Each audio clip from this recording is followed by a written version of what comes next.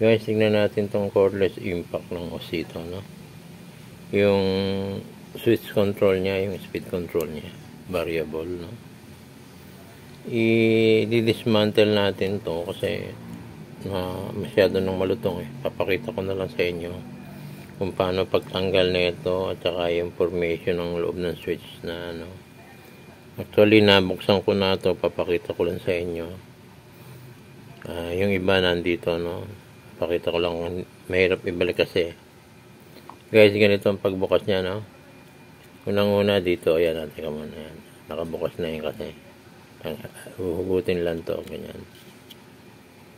And then, sisikwatin itong takip na ito ng any na manipis na item. Dito. Tanggalin to. Pagtanggal mo dito guys, yan ang tatalsik na yung spring yan. Pag angat mo naman ito guys, yan. May spring pa rin dyan. Nandito yun. Ito yung ano, hindi ko naman kinabit eh. Yan. Yan ang medyo mahirap na parte, no? Pagkabit, pagbalik. Medyo tricky, tsaka konting dapat may mahaba pasensya mo. Kasi kakabit mo to either tatalsik itong isang spring, pabalik-balik. So, ito guys, ito information niya, no? Yan.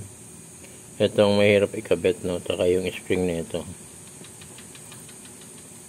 So guys, ito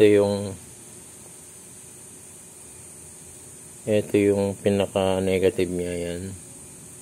Nakita niyo dito, yan, mag-i-slide yan dito sa dalawang contact point. Itusulak siya ng spring palabas, normally closed, no? Ito naka normally closed to, ito. Yan, nakatulak yan. Nandito sa ano yan. Ayan, yung pinaka-slide switch niya ito, ayan. Then, ito nakaano yan dito sa variable niya, ayan. Nakasabit dito. Ayan. Pinaka-variable niya. Dahil may spring lagi nakatulak to dito, pag ganyan. So, pag nakatulak siya na gano'n, ito na normally close. Yan. Ito yan guys. Oh. Guys, ginawa ko yung diagram. May papakita ko kasi dito na yan, na normally close yung switch niya, no.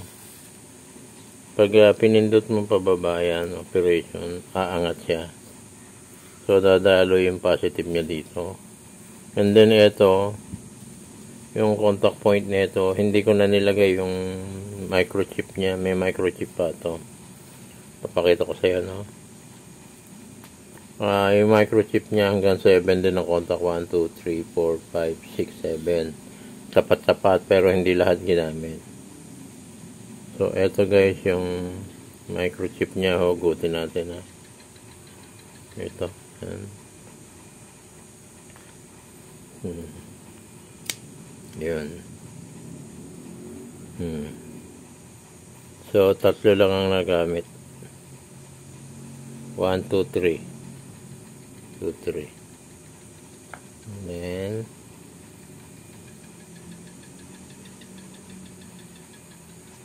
dito guys, no? Guys, hinihila ko to. Ay guys, may ano nga pala dito. Itong tatlo na ito. Nauna ko nang tanggalin yung MOSFET. Yan. Ito dito yung MOSFET niya nakalagay, nakaipit. Yan. Okay. Sige. Ang ano natin guys, huwag mong pwersahin ito maano. Hindi ko na inano kasi malutong na nabubungi lahat. Pati yung switch niya, yung yung reverse switch niya, napakalutong na. So guys, ganito lang ang paghugot niya, no? Isa-isa, tanggalin na natin to, no? Dito pa Guys, dito papakita ko yun. Dito sa ano na ito. Yan. Kalagitnaan yan. Nandiyan yung diode na bilog na sa isang vlog ko pinakita ko yan. Yan guys, oh. Akala ko contact point lang yung pala diode eh. Yan, nakaipit dun yan. Short siya kaya masusunog ka agad yung ano mo. Nasisira ka agad yung battery mo. Bibigay ka agad. Ito guys, isa-isa natin tanggalin na natin. Ganito lang ang pagtanggal niya. Pag hindi mo alam, mahirap, matidismay ako. Angat lang ng konti. Yan. Angat na yan.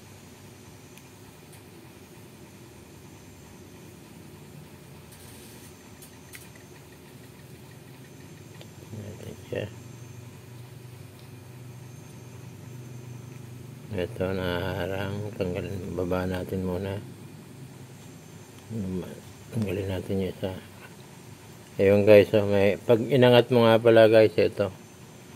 Mahirap nang ibalik. Hindi na kagad ano. So pag hugot mo, hugutin mo na ng dire-diretso. Yan. Ito yung negative niya. Yan. 5, 6. Susunod ko itong number 3. Number 1. Yan.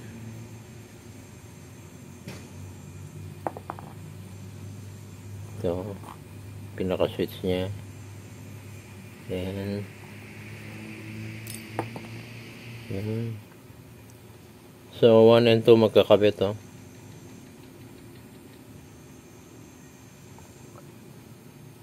Three. So, yung 4 and 5, hindi na natin nahugutin. Okay lang siya dyan. Yan, tapos ayan yung mga contact ng microchip. Nakapantay 1, 2, 3, 4, 5, 6, 7 din.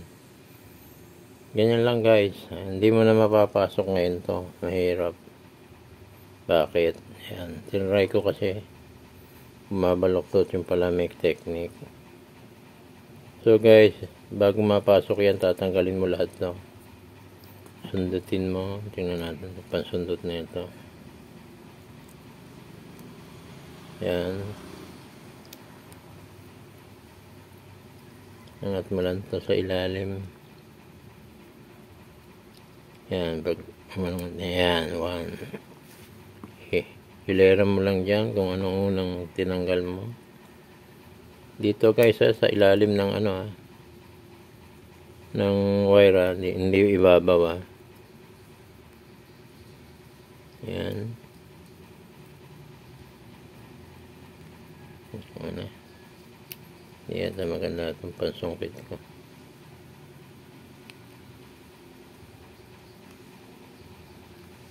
Yan. Ito natin ito. Yan. Dalawa blue. Number 3, 2, 3, 4.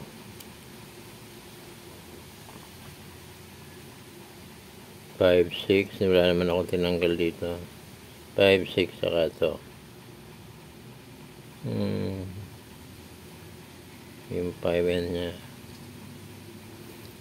Saka itong pinaka-negative niya yan.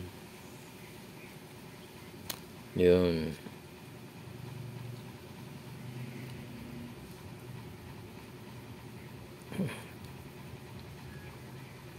Ayan guys, naiipit. Susundutin natin para lumabas.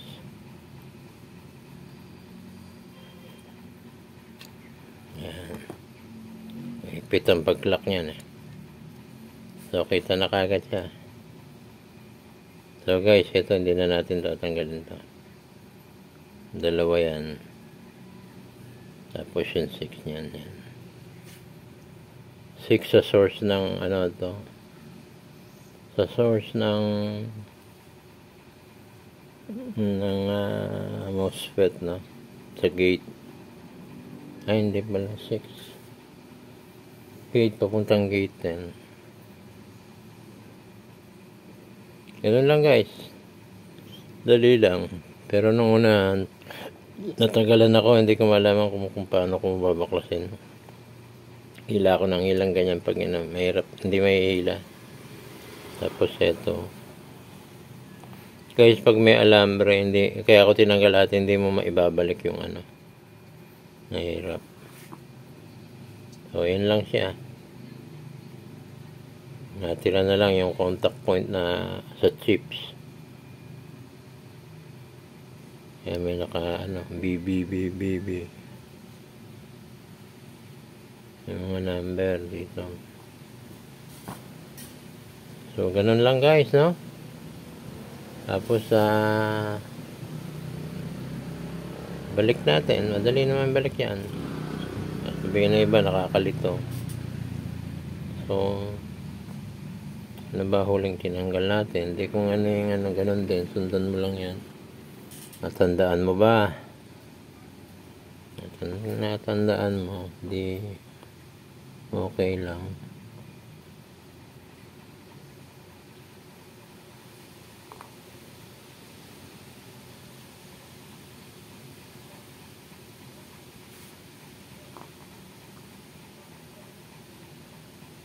So, ito yung number 7. Ito yung ground niya. Nakapatong to rito. Here is yung pinakita ko kanina.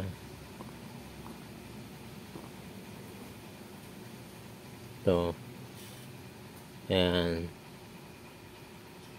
Tapos nakakabit sa 1 and 3. Yan. Lagi na in-slide mong ganyan. Doon siya magti-trigger. So, balik natin ito, no? Okay na. So, guys, pwede na sundutin ito ngayon. Papasok na yan. Kasi mahirap pag inuna mo itong alambre. Yan. Siguraduhin nyo lang nakalak na. Kaya matibay na yan. Yan. Next. Naunahin natin yung 3. Yung 3 yan. Natin dito. Okay. So, 1, 2, 3. Team. Yan to.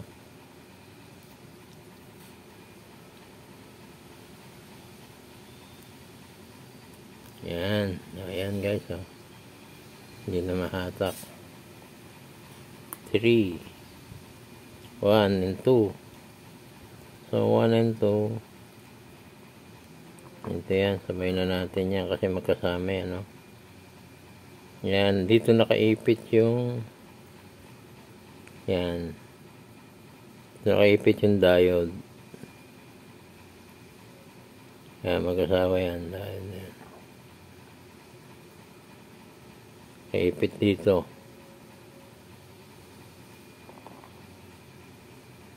Okay. Ba natin siya.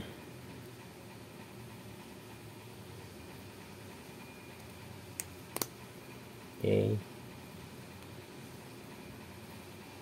Then yung switch. Tulin lang guys, no? Yun. Yun. Yun, kompleto.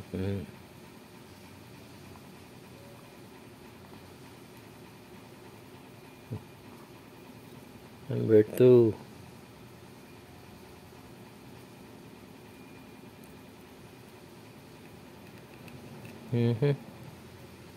Yan. Hirap.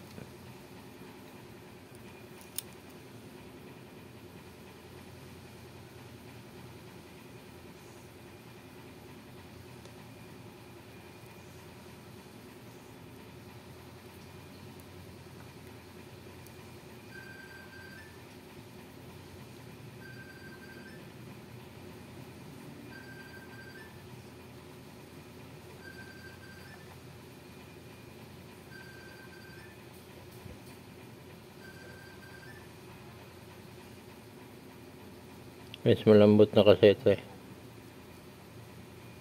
Yun, hindi. Malambot. Kuha tayo ng pantulak ha. Okay guys Ayan. Hindi na mahuhugot yan kasi napaka-higpit yan. And last, number 1. Okay. Good. Tapos. Ganun lang guys. Kompleto na ito. Balik natin yung and then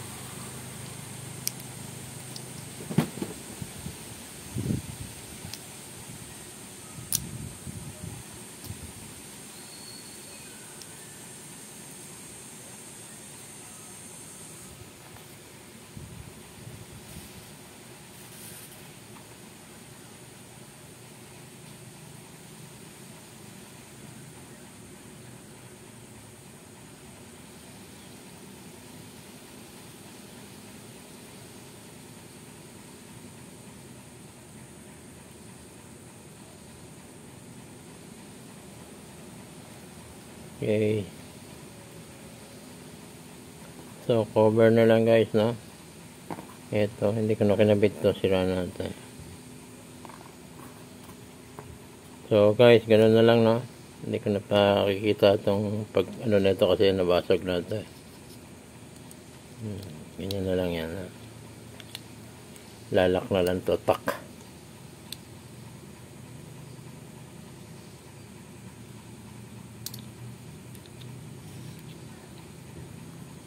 Dito. So guys, thank you very much. Thanks for watching and please subscribe. Bye.